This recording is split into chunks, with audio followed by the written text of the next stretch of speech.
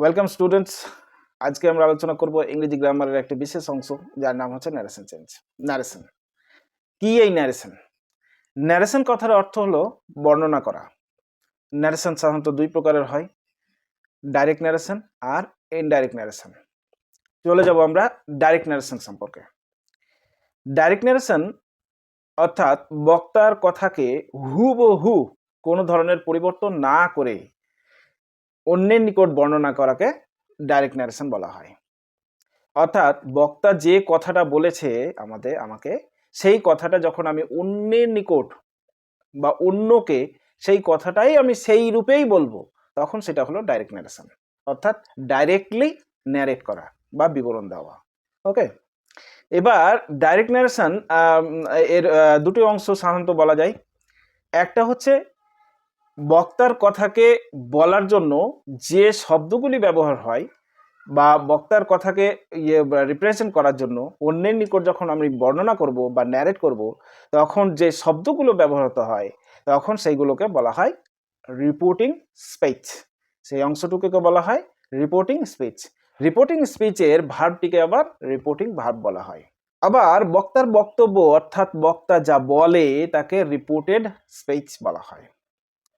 তাহলে রিপোর্টিং স্পিচের যেমন একটা ভার্ব থাকে, রিপোর্টেড স্পিচেরও একটা ভার্ব থাকে, তাকে রিপোর্টেড ভার্ব বলা হয়। ওকে, তাহলে রিপোর্টেড স্পিচকে সাধারণত দুটো কোটেশনের মধ্যে করা হয়, ডবল কোটেশন যাকে বলা হয়, সেই ডবল কোটেশনের মধ্যে রাখা হয়। যেমন ধরে নাও এক্সাম্পল হিসেবে, Ravi says I go to school. Ravi says এরপরে দেখো একটা কমা ব্যবহার হয়েছে, এবং আই গো টু স্কুল এই অংশটুকুকে আবার ডাবল কোটেশনের মধ্যে ঘেরা হয়েছে। এই রবি সেইজ এই অংশটুকুকে বলা হচ্ছে রিপোর্টিং স্পিচ। ওকে, রিপোর্টিং স্পিচ এর অংশের মধ্যে আবার একটি ভার্ব আছে, দেখো সেইজ, এটাকে রিপোর্টিং ভার্ব বলা হয়। আবার দেখো রিপোর্টেড স্পিচের মধ্যেও আবার একটা ভার্ব দেওয়া হয়, আই গো। গো, এই গোটাকে আবার রিপোর্টেড ভার্ব বলা হয়। ঠিক আছে, আর দেখো এইটা রিপোর্টিং স্পিচটিকে আবার ডাবল কোটেশনের মধ্যে ঘেরানো হয়েছে। ঠিক আছে, এবারে চলে যাব ইনডাইরেক্ট স্পিচ বা ইনডাইরেক্ট ন্যারেশন।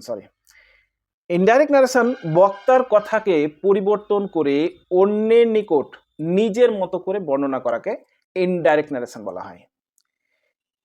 এই ক্ষেত্রে ইনডাইরেক্ট ন্যারেশনের ক্ষেত্রে যে ধরনের পরিবর্তন হতে পারে বা হয়, সেটা হচ্ছে কিছু কিছু পরিবর্তন হয় যেগুলো আমরা একে একে আলোচনা করব অবশ্যই। হ্যাঁ, চলো একটা প্রথম যেটা হয় সেটা হচ্ছে কমা আর ডাবল কোটেশন দুটোই উঠে যায়।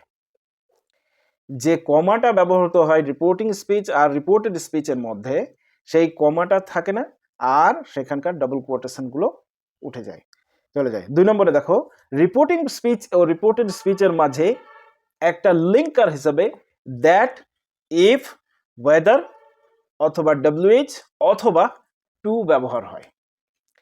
As a linker between the two reporting speech and reported speech, as a linker a word has to be used, that is either that, whether, তারপরে if, wh অথবা টু। ঠিক আছে, এইগুলোর মধ্যে যে কোনো একটা ব্যবহৃত সাধারণত হয়। ওকে, 3 নম্বরে চলো, 3 নম্বরে দেখো, রিপোর্টিং ভার্বটি যদি প্রেজেন্ট ফর্মে থাকে তাহলে রিপোর্টেড ভার্বের কোনো ধরনের পরিবর্তন হয় না। যেমন রবি সেইজ, সেই একই এক্সাম্পল যদি নিয়ে নিই, Ravi says I go to school. এখানে দেখো রিপোর্টিং স্পিচটা রবি সেইজ একটা এটা প্রেজেন্ট ফর্মে আছে, রিপোর্টিং স্পিচের যে ভার্বটা আছে সেটা প্রেজেন্ট ফর্মে, তাই রিপোর্টেড স্পিচের ভার্বের কোনো পরিবর্তন হবে না। অর্থাৎ রবি সেইজ দ্যাট আই গো না হি গোজ টু স্কুল, এখানে যে আই থেকে হি কেন হলো এটা আমরা জানবো অবশ্যই। তাহলে Ravi says that he goes to school. Okay, 4 নম্বরে দেখো, রিপোর্টেড স্পিচ এর সাবজেক্টটি ফার্স্ট পারসন থাকলে, রিপোর্টেড স্পিচ এর সাবজেক্টটি যদি ফার্স্ট পারসন থাকে তাহলে রিপোর্টিং স্পিচের সাবজেক্ট অনুযায়ী পরিবর্তন হবে। ভালো করে দেখো, রিপোর্টেড স্পিচ এর সাবজেক্ট যদি ফার্স্ট পারসন থাকে অর্থাৎ আই অথবা উই থাকে, তাহলে রিপোর্টিং স্পিচের সাবজেক্ট অনুযায়ী পরিবর্তন হবে, ঠিক। আবার যদি সেকেন্ড পারসন থাকে, যদি সেকেন্ড পারসন থাকে তাহলে রিপোর্টিং স্পিচ এর অবজেক্ট অনুযায়ী এটা পরিবর্তিত হবে, কিন্তু থার্ড পারসন থাকলে কোনো ধরনের পরিবর্তনের প্রয়োজন পড়ে না। ওকে, দেখো 5 নম্বরে দেখো, রিপোর্টেড স্পিচ যদি অ্যাসার্টিভ সেন্টেন্সে থাকে, অর্থাৎ যদি সেটা ইম্পারেটিভ বা WH কোয়েশ্চেন বা এই ধরনের কিছু যদি না হয়, তাহলে সেটা তাহলে লিঙ্কার হিসাবে দ্যাট বসে between the reporting speech and reported speech. Okay, সেখানকার যে ইনভার্টেড কমা বা ডাবল কোয়াটেশন সেটা উঠে যায় এবং একটা কমা থাকে সেটা উঠে যায়। ওকে, দেখো এক্সাম্পল হিসাবে দেখো, he says I shall go there, he says I shall go there. দেখো, he says that he will go there, he says that he will go there. এখানে দুটো নিয়ম ভালো করে বুঝতে হবে। প্রথম কথা হচ্ছে যে এখানে একটা কমা আর ডাবল কোটেশন দুটোই উঠে গেছে। ওকে, আরেকটা জিনিস হিসাব করতে হবে যে রিপোর্টেড স্পিচের সাবজেক্টটা কিন্তু পরিবর্তিত হয়েছে কার হিসাবে, রিপোর্টিং স্পিচের সাবজেক্ট অনুযায়ী। ওকে, আচ্ছা, আবার দেখো লিঙ্কার হিসাবে আরেকটা জিনিস বুঝতে হবে যে লিঙ্কার হিসাবে এখানে দেখো দ্যাট বসেছে, কারণ এই বাক্যটা হচ্ছে অ্যাসার্টিভ সেন্টেন্স। ওকে, এই সেন্টেন্সটা হচ্ছে assertive sentence. Reporting verb past টেন্সে থাকলে রিপোর্টেড স্পিচের পরিবর্তন, অর্থাৎ আমরা তো এতক্ষণ আলোচনা করলাম যে রিপোর্টিং ভার্বটা যদি প্রেজেন্ট ফর্মে থাকে তাহলে রিপোর্টেড স্পিচের ভার্বের কোনো ধরনের পরিবর্তন হবে না, কিন্তু যদি রিপোর্টিং ভার্বটি পাস্ট ফর্মে থাকে তাহলে যে ধরনের পরিবর্তন হতে পারে বা হয় সেইটা আমরা এবার বুঝবো। দেখো 1 নম্বর বলছে, রিপোর্টিং ভার্ব যদি পাস্ট টেন্সে থাকে তাহলে রিপোর্টেড স্পিচ এর ভার্বের যে পরিবর্তন হবে সিম্পল প্রেজেন্ট থেকে সিম্পল পাস্ট হবে, সিম্পল প্রেজেন্ট থেকে সিম্পল পাস্ট হবে। দেখো example, he said I go to school.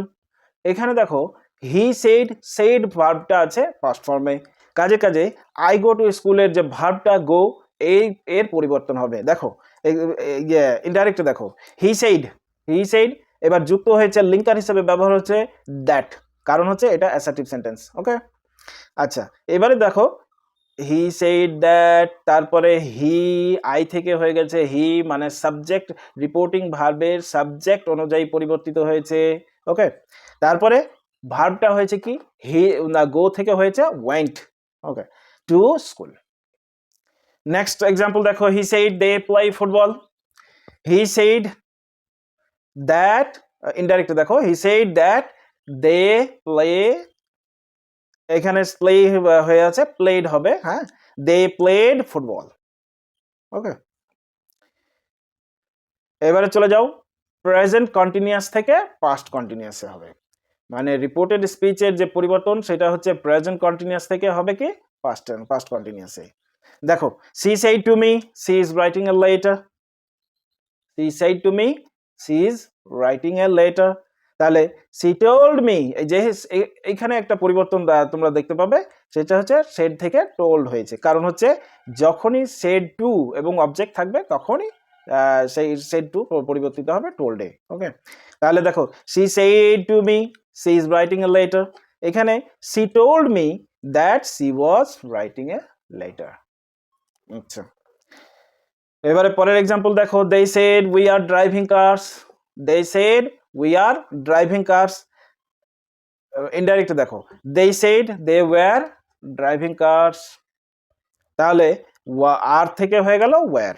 ওকে, দেখো, Shirin said birds are flying in the sky, Shirin said birds are flying in the sky.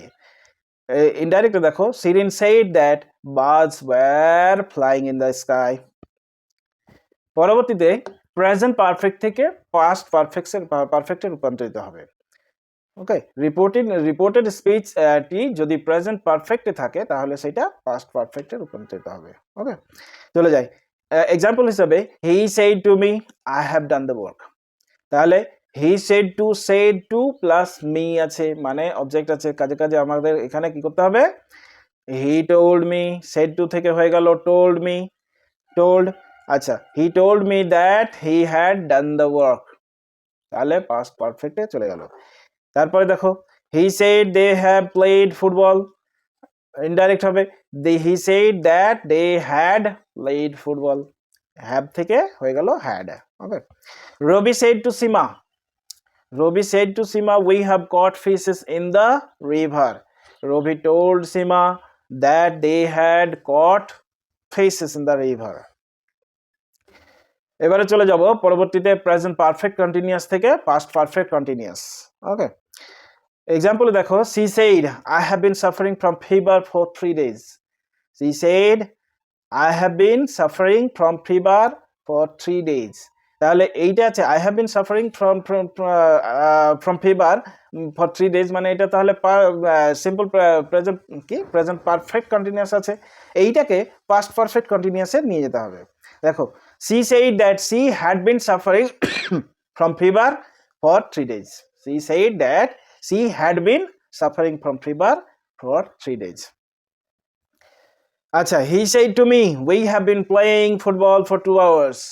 He said to me we have been playing football for 2 hours. তাহলে এটা কি হবে, he told me that they এখানে যেহেতু we ছিল we এর পরিবর্তে হবে কি they, তাহলে they had been playing football for 2 hours. They said the birds have been flying for an hour. They said the birds have been flying for an hour. এখানে দেখো they said that the birds had been flying for an hour. তাহলে এইগুলো অন্ততপক্ষে যেগুলো tense থেকে রূপান্তরিত খুব সোজা, আশা করি যে তোমরা বুঝতে পারবে। ওকে, খুব এমন কিছু জটিলতা এগুলো নেই। আচ্ছা, এবারে চলে যাও পাস্ট ইনডেফিনিট থেকে past perfect. Past indefinite, he said I played football, he said I played football. এইখানে দেখো he said that he had played football, এখানে হ্যাড একটা এক্সট্রা ভাবে চলে এলো, মানে পাস্ট পারফেক্টে হয়ে গেল। Rafiq said to Saima we saw some birds in the sky. Rafik said to Saima we saw some birds in the sky. এবারে চলে যাও, দেখো রফিক told Saima they, এখানে that হবে that they had seen some birds in the sky. They had seen some birds in the sky. আচ্ছা, Rima said Shafik threw some stones. আচ্ছা, Rima said that Rafik had thrown some stones. ওকে, পরবর্তীতে চলে যাব past continuous থেকে past perfect continuous, past continuous থেকে past perfect continuous. আচ্ছা, হি said I was watching a movie, he said I was watching a movie. এখানে তাহলে দেখো he said that he had been watching a movie.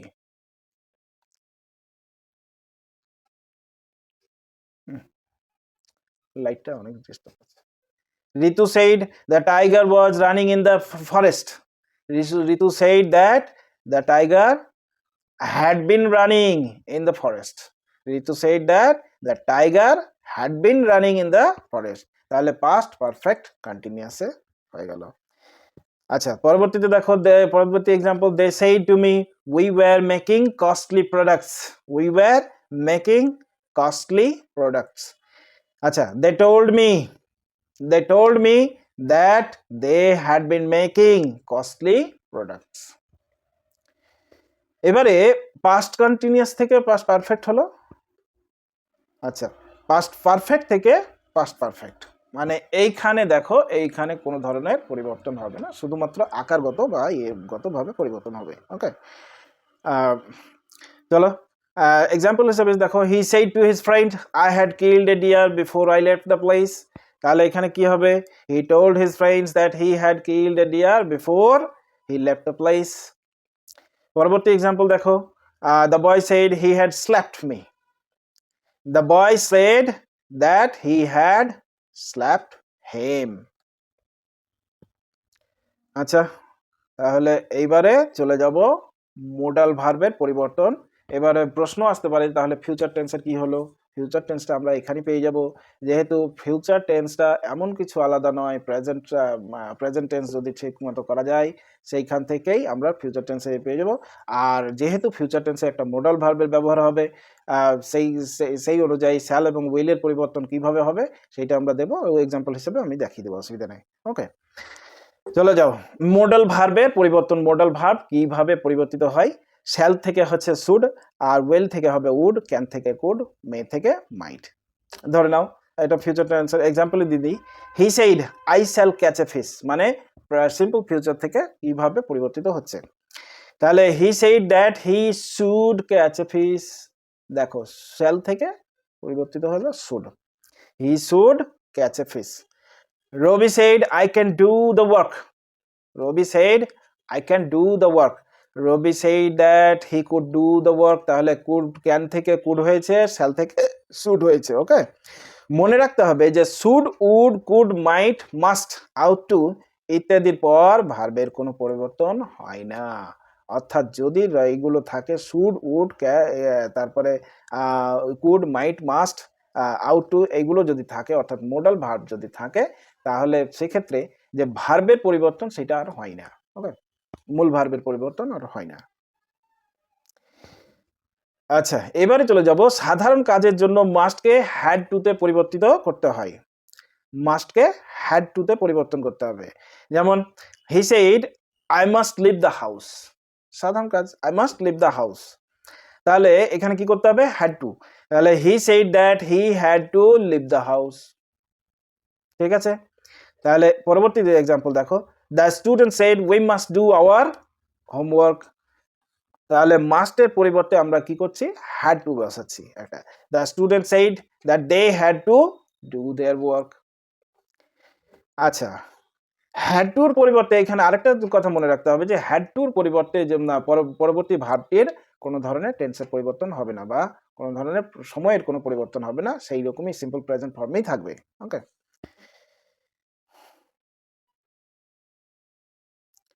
ভবিষ্যৎ কাজের জন্য মাস্টকে would have টুতে পরিবর্তন করতে হবে। লাইক কোনো ধরনের ভবিষ্যৎ কাজের জন্য যদি মাস্ট ব্যবহৃত হয় তাহলে সেইখানে উড হ্যাভ টু ব্যবহার করতে হবে। এক্সাম্পল হিসাবে দেখে নাও, he said I must leave the house, তাহলে পরিবর্তন কি কনফিউশন থেকে গেল। এইখানে দেখো আরেকটু অংশ যেগুলো জড়িত আছে, সেটা হচ্ছে if it is not repaired, তাহলে ফিউচারেই চলে গেল।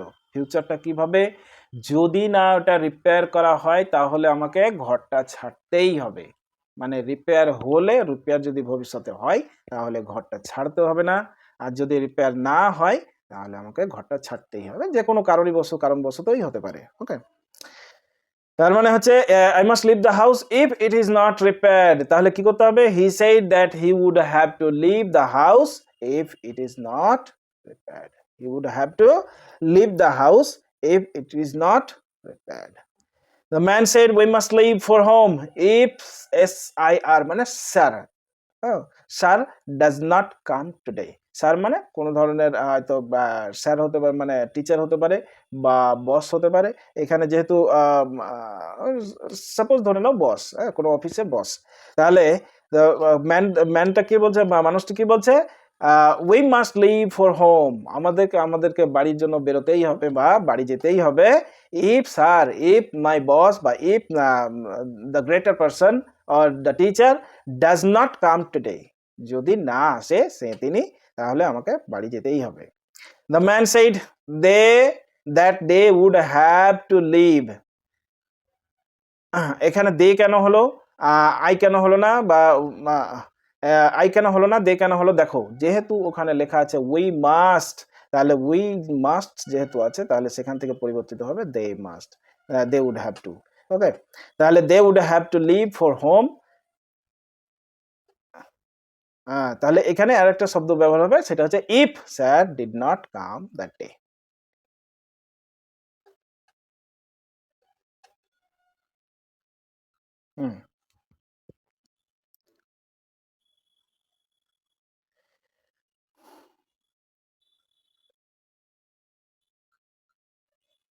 চিরকালীন বাধ্যবাধকতা বোঝাতে মাস্টের কোনো পরিবর্তন হয় না, চিরকালীন বাধ্যবাধকতা বোঝাতে মাস্টের কোনো পরিবর্তন হবে না, মানে যেগুলো চিরন্তন বলা হয় বা যে শব্দগুলোতে মাস্ট চিরন্তন ব্যবহৃত হয় সাধারণত, সেইগুলোতে মাস্টের কোনো ধরনের পরিবর্তন হবে না। এক্সাম্পল হিসাবে স্বাভাবিক তো যেগুলো মানে কম্পালসারি হয় আমাদের ক্ষেত্রে, নিয়মের ক্ষেত্রে, দেখো হি said to us we must ওবে our parents, তাহলে আমাদের প্যারেন্টসকে অবশ্যই ইয়ে করতে হবে, মেনে চলতে হবে, কাজে কাজে এটা চিরন্তন বলা হয় বা এটা চিরকালীন বাধ্যবাধকতা, এটা কম্পালসারি। ওকে, তাহলে he told me, he told us that we must obey our parents. He told us that we must obey our parents. পরবর্তী নাম্বার দেখো, he said we must respect our teachers. He said we must respect our teachers. এটাও বাধ্যবাধকতা, যেহেতু টিচার্সরা রেসপেক্টের অধিকারী, we are responsible to give them respect. Okay, তাহলে এখানে বলতে হবে he said that they must respect their teachers. Okay.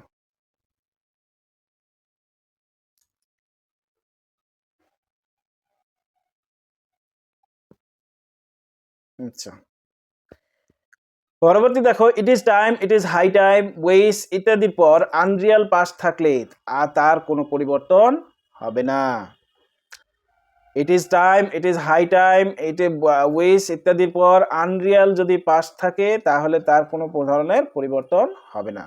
দেখো, he said it is high time we left the country. He said that it was high time they left the country. পরবর্তী example দেখো, he said I wish I were a doctor. He said that he wished he were a doctor. Indirect. এবারে had better থাকলে কি হবে? Had better থাকলে ভার্বের কোনো ধরনের পরিবর্তন হয় না। হ্যাড বেটার থাকলে কোনো ভার্বের কোনো ধরনের পরিবর্তন হয় না। হ্যাড বেটার কেউ এক ধরনের মডেল ভার্বেই ধরা হতে পারে। ঠিক আছে, তাহলে দেখো, he said to me I had better leave the place. তাহলে he told me that he had better leave the place. Aisha said to me I had better do the work. Aisha told me that she had better do the work. পরবর্তীতে চলে যাব, দেখো, direct স্পিচে নৈকট্য সূচক শব্দকে indirect স্পিচে দূরত্ব সূচক শব্দে পরিবর্তন করতে হয়। অর্থাৎ ডাইরেক্ট স্পিচে যদি কোনো একটা জিনিস কাছে হয় তাহলে ইনডাইরেক্ট স্পিচে সেটাকে দূর হিসেবে রূপান্তরিত করতে হবে। আমরা পরবর্তী এক্সাম্পলে অবশ্যই পেয়ে যাব। দেখো, পরিবর্তনটা কিভাবে হবে? নাও থেকে হবে দেন, দিস থেকে দোজ, টুডে থেকে দ্যাট ডে, টুমরো থেকে দ্য নেক্সট ডে, ইট থেকে ইট, আর গো থেকে বিফোর, ইয়েস্টারডে থেকে দ্য প্রিভিয়াস ডে। আবার দেখো ডান দিকে দেখো, this day, that day, this that, this থেকে হবে দ্যাট, হেয়ার থেকে দেদার, দেয়ার, টুনাইট থেকে দ্যাট নাইট, হিদার থেকে দিদার, লাস্ট নাইট থেকে দ্য প্রিভিয়াস নাইট, হ্যান্ডস থেকে দেন্স। ওকে, এবারে চলে যাও, দেখো, রিপোর্টেড স্পিচ যদি ইন্টারোগেটিভ সেন্টেন্স হয় তাহলে said to কে asked এ পরিবর্তন করতে হয়। রিপোর্টেড স্পিচটি যদি ইন্টারোগেটিভ সেন্টেন্স হয় অর্থাৎ কোয়েশ্চেন মার্ক থাকে তাহলে এইগুলোকে বিশেষ করে যে said বা said to থাকে তাকে asked এ পরিবর্তন করতে হয়। Only asked, ASKED।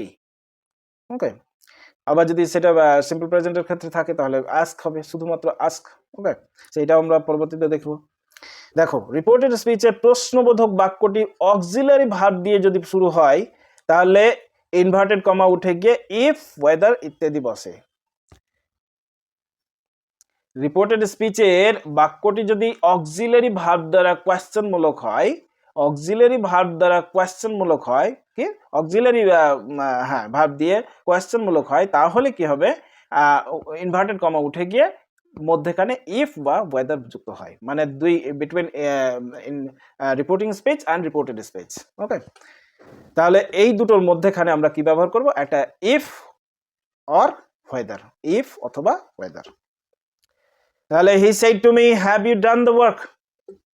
He said to me have you done the work. দেখো, ইনডাইরেক্ট কি হবে? he asked me, said to থেকে হয়ে গেল asked, he asked me if I had done the work. তাহলে ইনভার্টেড কমা উঠে গিয়ে একটা কি ব্যবহার হলো? একটা ইফ যুক্ত হলো। দেখো, মনি said to Rajan are you a man, are you a man. তাহলে মনি asked Rajan if he was a man. The man said to Tony are you coming. The man said to Tony are you coming. The man asked Tony whether he was coming.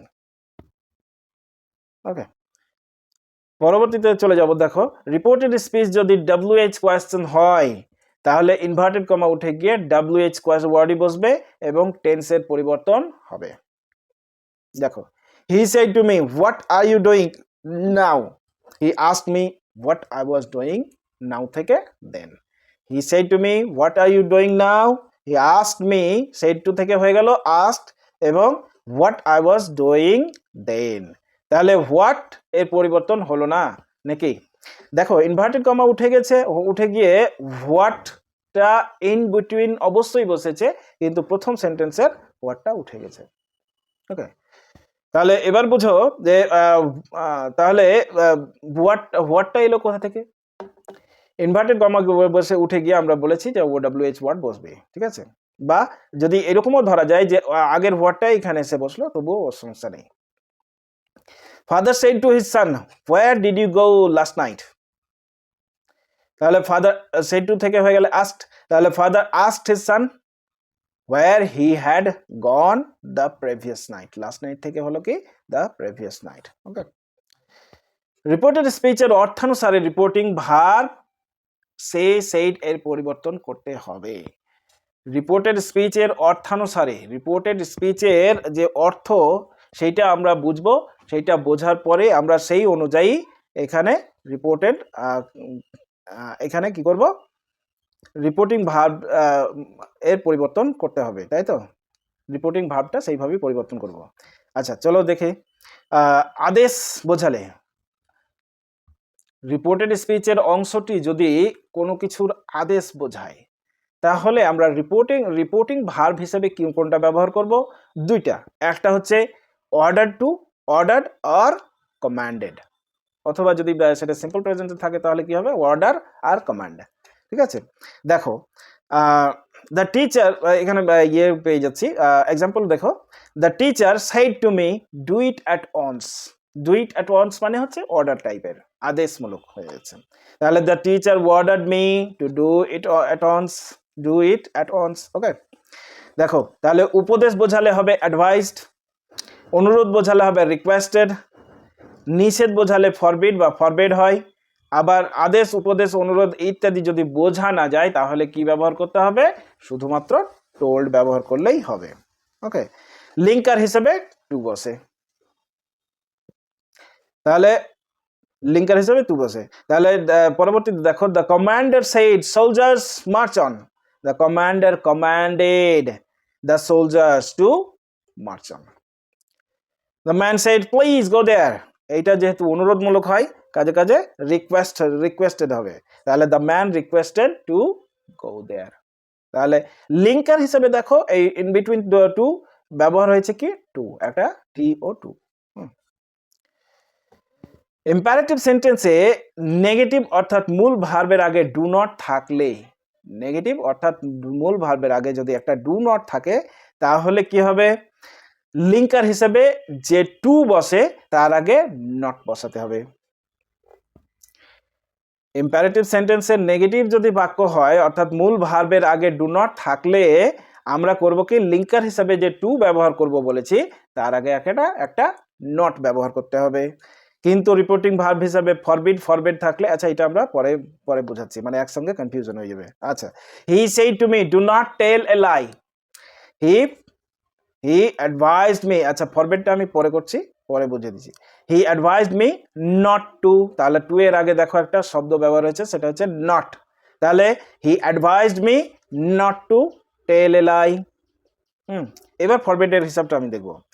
কিন্তু reporting verb হিসেবে forbid বা forbade যদি ব্যবহার করি তাহলে not বসানো দরকার নেই, ঠিক আছে?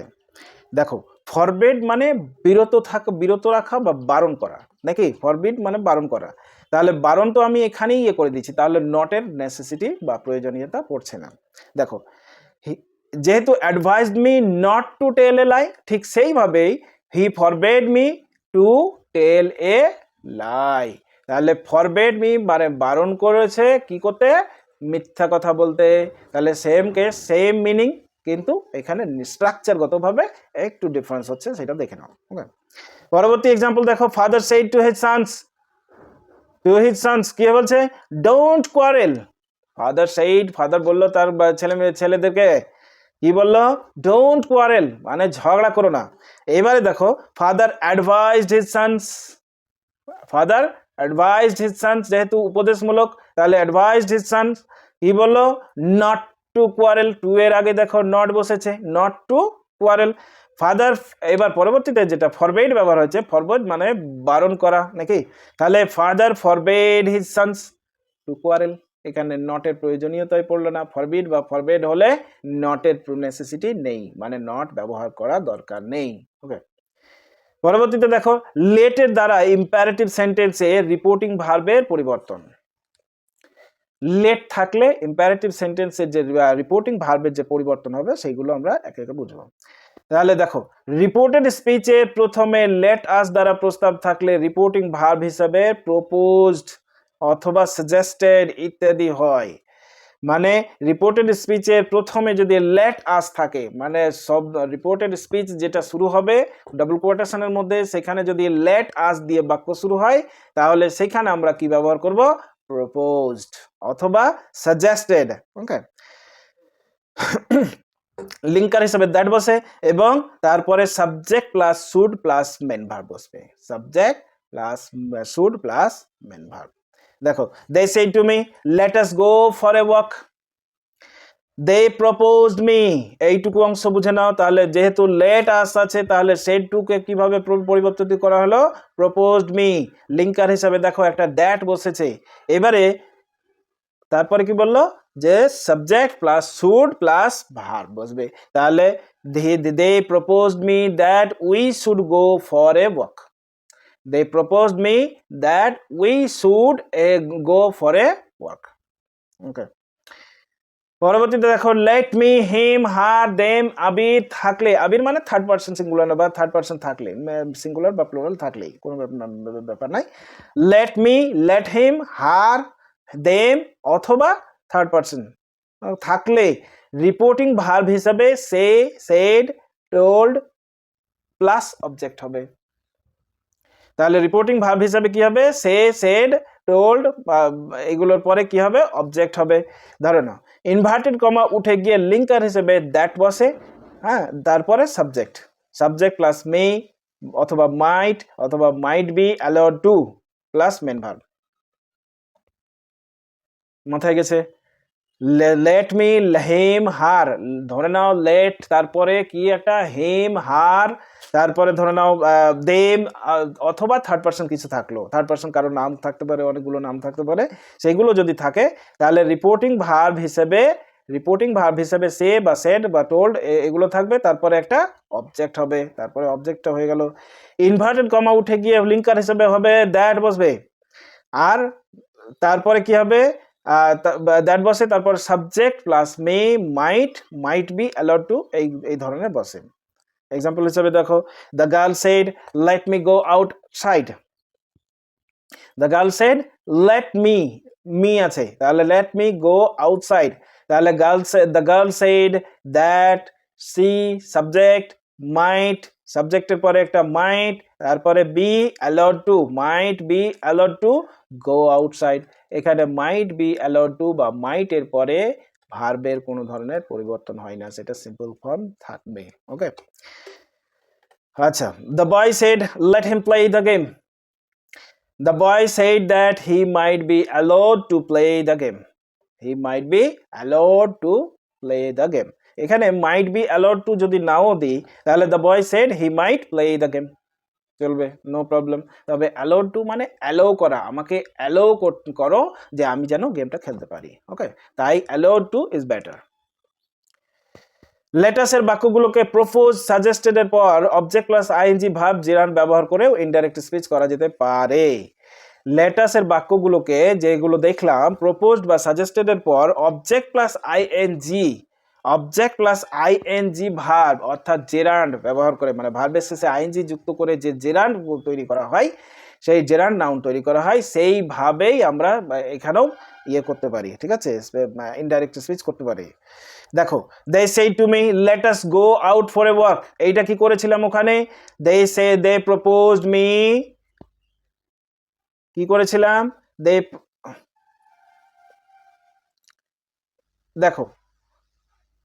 দেখো let us go for a walk করেছিলাম, they proposed me that we should go for a walk, কিন্তু এখানে শুডের দরকার পড়ছে না, তাহলে they proposed me going out for a work, should should এর প্রয়োজনীয়তা পড়ছে না। আচ্ছা, অপটেটিভ সেন্টেন্সের রিপোর্টিং ভার্ব সেই সেইডকে পরিবর্তন করে ইচ্ছা বোঝালে উইশড, প্রার্থনা বোঝালে প্রেড বসাতে হবে। ইনভার্টেড কমা উঠে গিয়ে দ্যাট বসে। অপটেটিভ সেন্টেন্সের ক্ষেত্রে রিপোর্টিং ভার্ব সে সেইড এ কে পরিবর্তন করে ইচ্ছা বোঝালে সে সেইডকে পরিবর্তন করতে হবে, পরিবর্তন করে ইচ্ছা বোঝালে উইশড আর প্রার্থনা বোঝালে প্রেড হয়। ঠিক আছে, তাহলে ইনভার্টেড কমা উঠে গিয়ে কি বসে, লিঙ্কার হিসাবে দ্যাট বসে। তারপরে রিপোর্টেড স্পিচ এর সাবজেক্ট প্লাস মেই, তারপরে অথবা মাইট প্লাস মেন ভার্ব। চলে যাব, they said to me may you prosper in life. They said to me may you prosper in life. Actually বাক্যটা কি ধরনের আছে, প্রার্থনামূলক না ইচ্ছামূলক? তাহলে এখানে যেহেতু প্রার্থনা, may you prosper in life ইচ্ছা, ও তাহলে দে সেড টু মি দ্বারা তারা ইচ্ছা করছে যে আমি জীবনে যেন প্রসপার করি বা উন্নতি করি। ঠিক আছে, তাহলে এখানে কি বলছে, they wished that I might prosper in life. They wished that I might prosper in life. Mister Saidul said may almighty save me. Mister Saidul said may almighty save me, এটা সবাই বুঝতে পারবে, যেহেতু অলমাইটি মানে সর্বক্ষম বা স্রষ্টা আমাকে সেভ করুক, এটা হচ্ছে এক ধরনের প্রার্থনা। কাজে কাজে the mister Saidul prayed that almighty might save him. Okay, তারপরে দেখো, বিভিন্ন ভাব প্রকাশের জন্য বিভিন্ন প্রকার রিপোর্টিং ভাব ব্যবহার করতে হয়। যেমন ধরে নাও, তাহলে বিভিন্ন ভাব প্রকাশের জন্য ভাব তো অনেক ধরনের হতে পারে, আনন্দ হতে পারে, দুঃখ হতে পারে, অ্যাঙ্গার হতে পারে, রাগ হতে পারে। ঠিক আছে, তারপরে অভিমান হতে পারে। তাহলে এই ধরনের বাক্যের ক্ষেত্রে আমরা কি করব, তাহলে যে রিপোর্টিং ভার্ব থাকবে তার সেইভাবেই আমরা ইউজ করব, মানে এর রিপোর্টেড স্পিচের অর্থ অনুযায়ী রিপোর্টিং ভার্বের আমরা পরিবর্তন করব। কিভাবে, যদি সে রিপোর্টেড স্পিচটা যদি আনন্দ প্রকাশ করে তাহলে রিপোর্টিং ভার্বটা হবে exclaimed with joy. Exclaimed with joy. যদি সেটা দুঃখ প্রকাশ করে তাহলে exclaimed with sorrow. Exclaimed with sorrow. Reported স্পিচটি যদি ভয় প্রকাশ করে তাহলে রিপোর্টিং ভার্বটি কি হবে, এক্সক্লেমড উইথ ফিয়ার। তাহলে এইভাবে আমরা পরিবর্তন করব। তাহলে ইনভার্টেড কমা উঠে গিয়ে লিঙ্কার হিসাবে দ্যাট বসবে। দেখো, they said hurray we have won the game. তাহলে দে এক্সক্লেমড উইথ জয়, যেহেতু এটা আনন্দমূলক তাহলে দে এক্সক্লেমড, সেইডের পরিবর্তন হলো কি এক্সক্লেমড উইথ জয়। তাহলে they exclaimed with joy that they had won the game. এখানে হ্যাভ থেকে হ্যাড কেন হলো, ওই যে সেই আমরা প্রেজেন্ট পারফেক্ট করেছিলাম, প্রেজেন্ট পারফেক্ট থেকে পাস্ট পারফেক্টে হয়, স্ট্রাকচার সেম অনুযায়ী চলবে, সেম একই কেস, কিন্তু এখানে যেটা মানে ইয়ে অনুযায়ী, অর্থ অনুযায়ী, এর ধারণা অনুযায়ী আমাদের কি হবে, রিপোর্টিং স্পিচের পরিবর্তনটা হবে ভাব অনুযায়ী, এক কথায়।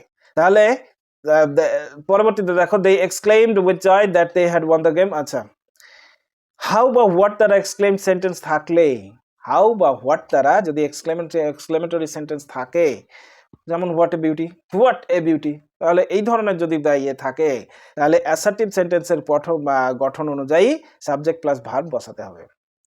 অ্যাসার্টিভ সেন্টেন্সের গঠন অনুযায়ী সাবজেক্ট প্লাস ভার্ব বসাতে হবে। যেমন অ্যাসার্টিভ সেন্টেন্স মানে subject plus verb plus object, এই সেই অনুযায়ী। ওকে, এবং হাউ হোয়াট এর পরিবর্তে ভেরি, ভেরি মাচ, গ্রেট ইত্যাদি ব্যবহার হয়। হাউ হোয়াট, তাহলে ধরে নাও যদি কোনো এক্সক্লেমেটরি সেন্টেন্সে হোয়াট বা হাউ দিয়ে শুরু হয় বাক্যটি, সেখানে তো বাক্যটি সম্পূর্ণটা থাকে না, বা অ্যাসার্টিভ সেন্টেন্স যেমন subject plus verb plus object থাকে, এই ধরনের কিছু থাকে না। তাহলে সেইটাকে এই subject plus verb plus object অনুযায়ী আমাদেরকে পরিবর্তন করতে হবে, এবং হোয়াট এবং হাউ এর পরিবর্তনটি হবে বা ভেরি থেকে বা ভেরি মাচ বা গ্রেট দিয়ে। ঠিক আছে, চলে যাব। হাউ সবসময় একটা জিনিস মনে রাখতে হবে যে হাউ সবসময় ভেরি হয়, মানে হাউ সবসময় পরিবর্তিত হয় ভেরি দিয়ে। আর হোয়াটকে পরিবর্তন করে অ্যাডজেক্টিভের আগে ভেরি হয়, আর নাউনের আগে গ্রেট বা অর্থ অনুযায়ী অন্য কোনো অ্যাডজেক্টিভ বসাতে পারে। যেমন I said to her what a nice girl, I exclaimed with wonder, যেহেতু এটা ফিলিং, এক ধরনের ভাব প্রকাশ। কিরকম ভাব প্রকাশ? অবাক হয়ে যাওয়া, অবাক করা ভাব প্রকাশ। I exclaimed with wonder that she was a very nice girl. তাহলে হোয়াট এ নাইস গার্ল, এখানে হোয়াট এ নাইস গার্লের কিন্তু সাবজেক্ট নাই, তাহলে সাবজেক্ট এখানে আমাকে একটা আনতে হবে, সেটা হচ্ছে সি। যেহেতু সি ইজ এ গার্ল, আর গার্ল মানে সি হবে, তাহলে সি এর ক্ষেত্রে সিটাকে সাবজেক্ট করে নিলাম, ওয়াজ ভেরি নাইস গার্ল। ঠিক আছে। যদি দুঃখ, বিস্ময়, ভয় ইত্যাদি স্পষ্ট প্রকাশ না পাই তাহলে এক্সক্লেম দ্যাট ব্যবহার করলেই হবে। যদি আমাদের ক্লিয়ার কাট না হয় বা ক্লিয়ার পরিষ্কার বা ভাব যদি আমরা বুঝতে না পারি, স্পষ্ট যদি না হয় যে দুঃখ বোঝাচ্ছে না কষ্ট বোঝাচ্ছে না ভয় বোঝাচ্ছে, একটু কনফিউশন যদি থাকে তাহলে আমরা করব কি সেখানে আমরা করব কি কোনো ধরনের সরো বা ফিয়ার এগুলো বসানোর দরকার নেই, শুধু এক্সক্লেম দ্যাট বললেই যথেষ্ট। তাহলে হি সেড হাউ বিউটিফুল মানে এক্সট্রিম যে চিন্তা ভাবনা, যে অতিরিক্ত মানে অবাক হয়ে যাওয়া, সেটাও প্রকাশ পাচ্ছে না। কাজে he exclaim that it was very beautiful. আচ্ছা, পরবর্তী দেখো, এক্সক্লেমেটরি সেন্টেন্স কোনো সাবজেক্ট ভার্ব না থাকলেও, মানে যেহেতু এক্সক্লেমেটরি সেন্টেন্সের ক্ষেত্রে অনেক সময় সাবজেক্ট কিংবা ভার্ব থাকে না, যেমন ওয়ান্ডারফুল একটা এক্সক্লেমেটরি সেন্টেন্স, একটা শব্দেও বাক্য হয় এক্সক্লেমেটরি বাক্য। কাজে ওয়ান্ডারফুল, তাহলে কি করতে হবে, সেখানে সাবজেক্ট আমাকে একটা দিতে হবে এবং একটা ভার্বও দিতে হবে, দিয়ে সেটাকে অ্যাসার্টিভ সেন্টেন্স করে আমাকে গঠন করতে হবে। চলো, কোনো সাবজেক্ট না থাকলেও ইনডাইরেক্টে সাবজেক্ট প্লাস ভার্ব বসাতে হবে, তাহলে সাবজেক্ট সেই অনুযায়ী বুঝে এবং ভার্বও সেই অনুযায়ী বুঝে আমাকে বসাতে হবে। তাহলে দেখো কিভাবে বসাবো। He said what a surprise, এখানে দেখো কোনো ধরনের ভার্ব বা সাবজেক্ট নেই, তাহলে আমাকে কিভাবে বসতে হয়, হি এক্সক্লেইমড উইথ ওয়ান্ডার, যেহেতু এটা ওয়ান্ডার মানে অবাক হয়ে যাওয়া, তাহলে he exclaimed with wonder that it was a great surprise. ইটটা আমরা নিয়ে চলে এলাম এক্সট্রা ভাবে, যেহেতু ইন্ট্রোডাক্টরি পার্ট হিসেবে যে কোনো বাক্যের ক্ষেত্রে আমরা ইন্ট্রোডাক্টরি যে শব্দ ব্যবহার করে থাকি, সেইভাবে এখানে আমরা ইন্ট্রোডাক্টরি হিসেবে ইট নিয়ে এলাম। এবং ইটের পর ওয়াজ, যেহেতু পাস্ট টেন্সে হবে, তাহলে ইজ থেকে ওয়াজ হয়ে গেল। ইজ হওয়ার কথা ছিল, কিন্তু যেহেতু পাস্ট টেন্সে হবে তাহলে ওয়াজ হলো এ গ্রেট সারপ্রাইজ। এখানে হোয়াটের পরিবর্তে কি হলো, এ গ্রেট সারপ্রাইজ। ওকে, তাহলে বাক্যে কোয়েশ্চেন ট্যাগস থাকলে উঠিয়ে, যদি কোয়েশ্চেন ট্যাগস থাকে তাহলে তার পরিবর্তে he thought, he believed, he wished, he hopped ইত্যাদি লিখতে হয়। বুঝে গেল? কোয়েশ্চেন ট্যাগস মানে শেষের বেলায় যে একটা কমা দিয়ে তারপরে শর্ট কোয়েশ্চেন যেটা করা হয় সেটাকে কোয়েশ্চেন ট্যাগস বলা হয়। এবং সেই ক্ষেত্রে আমরা কি করব, সেটার পরিবর্তে he thought, he believed, he hopped, he wished ইত্যাদি লিখবো। তাহলে he said Rahim is a good boy, is not he, এই যে ছোট্ট একটা অংশ ইজ নট হি, এইটাকে বলা হয় কোয়েশ্চেন ট্যাগস। এবং এই ক্ষেত্রে আমরা করব কি, সেখানে ইজ নট হি মানে ওর স্ট্রং বিলিভটাকে সে প্রকাশ করছে। তাই he said that he thought বা he believed Rahim was a good boy. He thought অথবা he believed that Rahim was a good boy. এখানে দ্যাট যদিও ব্যবহার হবে না, যে দ্যাট তো অলরেডি ব্যবহার হচ্ছে। হি said that he thought Rahim was a good বয়। ঠিক আছে। তারপরে the teacher said to the boy, you will do the job, won't you? You will do the job. তাহলে এখানে the teacherটা দেওয়া হয়নি। The teacher told the boy that he hoped he would do the job. তাহলে আজকের মতো এখানে narration change আমরা যেভাবে এক্সপ্লেন করলাম 1 by 1, এবং প্র্যাকটিস সেট অবশ্যই আমরা পরবর্তীতে আলোচনা করব, বা প্র্যাকটিস সেট আমরা দিয়ে দেবো। পারলে আমার চ্যানেলটাকে সাবস্ক্রাইব করো, এবং 1 by 1 ইংলিশের A to Z তোমাদের সামনে আমি উপস্থাপন করব। A to Z, কোনো কিছু বাদ থাকবে না, তোমাদের ইংরেজি বিষয়ক কোনো কনফিউশন থাকবে না, এইটা আমার ধারণা। ঠিক আছে, তোমরা যদি ঠিক মতো প্র্যাকটিস করো, বুঝতে চাও, বা আমি অনবরত প্র্যাকটিসের যেহেতু আমি তোমাদের দিয়ে দেবো, এই ভিডিওর মাধ্যমেই দিয়ে দেবো, তোমরা যদি দেখো প্রতিদিন অভ্যাস করো, আশা করি যে তোমাদের ক্ষেত্রে এগুলোর আর কোনো সমস্যা থাকবে না। তোমরা প্রতিদিন যদি প্র্যাকটিস করো, প্রতিদিন তোমাদের প্রোগ্রেস হবে এবং তোমরা এক টাইমে ইংরেজিতে মাস্টার করতে পারবে। ওকে, আচ্ছা, সাবস্ক্রাইব করো আমার চ্যানেলটাকে।